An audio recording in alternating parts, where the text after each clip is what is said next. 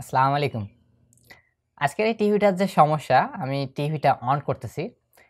দেখতে পাচ্ছেন টিভিটাতে তো গ্রাফিক্স নেই। মাঝখানে ভার্টিক্যাল বার আর হরিজন্টালি কিছু রেক আছে। আর দেখতেই পাচ্ছেন আসলে টিভিটার যে প্রবলেম। তো প্রতিনিয়ত ক্যামেরার পিছনে আমার ছোট ভাই সাজিদ থাকে। সে আমার প্রত্যেকটি কাজে সহযোগিতা করে।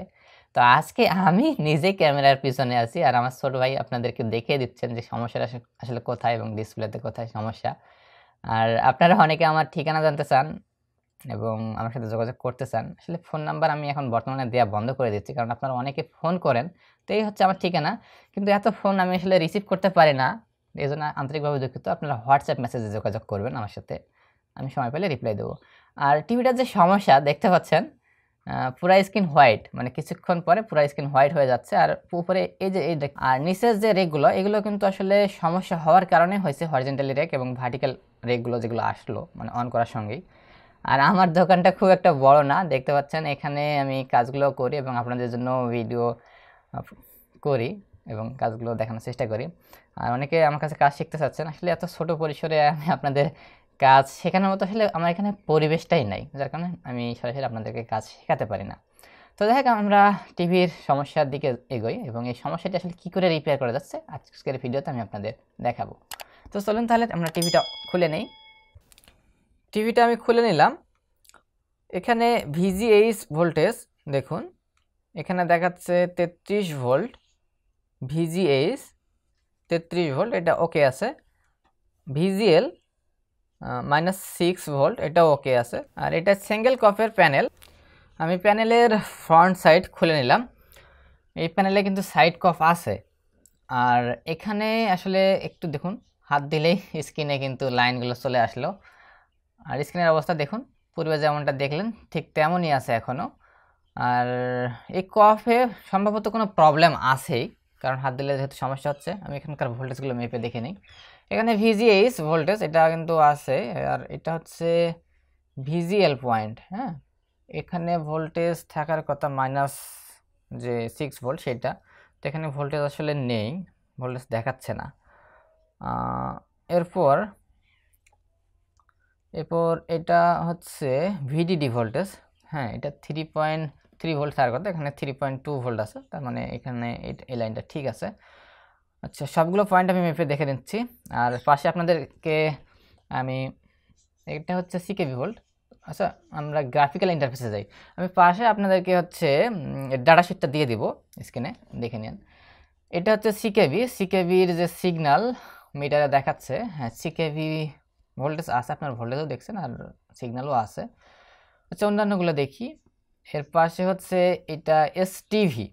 এখানে কিন্তু এসটিভি সিগন্যালটা এমন হয়, এটাও আছে। আর এর পাশে হচ্ছে আসলে সিগন্যালটা রেখ। আচ্ছা দেখি, সিগন্যাল। হ্যাঁ, এটা খুব ছোট আকৃতিতে দেখাচ্ছে গ্রাফিক্যালে। এটা সিকেভি, পাশেরটা হচ্ছে আচ্ছা, মনে হচ্ছে সিগন্যালটা আছে। আর এসটিভি আউট এটাও আছে। তো এখন বিষয় হচ্ছে এখানে আমি যেটা পাই নাই, সরাসরি যেটা পাইনি সেটা হচ্ছে ভিজিএল ভোল্টেজ। হ্যাঁ, এখানে দেখুন ভিজিএল পয়েন্টে কিন্তু ভোল্টেজ নেই, ভোল্টেজ দেখাচ্ছে 0।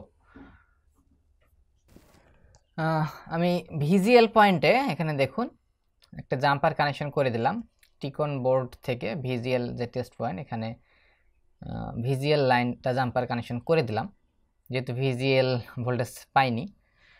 তো তারপর দেখি স্ক্রিনের অবস্থা কি। আমি টিভিটা অন করতেছি, টিভিটাতে লাইন দিলাম। দেখুন আলহামদুলিল্লাহ টিভির স্ক্রিন চলে আসছে। আর প্যানেল যেহেতু উল্টিয়ে রাখছি, যার কারণে আসলে লেখা উল্টা।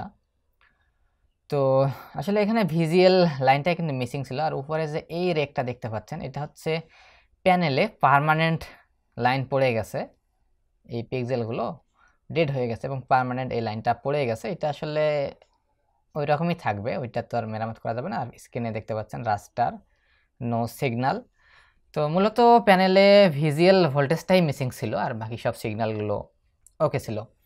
তো এই হচ্ছে এই প্যানেলটি মেরামতের বিস্তারিত। তো ভিডিওটি ভালো লাগলে লাইক করবেন, আর কোনো মন্তব্য থাকলে তা কমেন্টে জানাতে পারেন। আর আপনি যদি এই চ্যানেলে নতুন হয়ে থাকেন, চ্যানেলটি সাবস্ক্রাইব করে চ্যানেলের সদস্য হতে পারেন।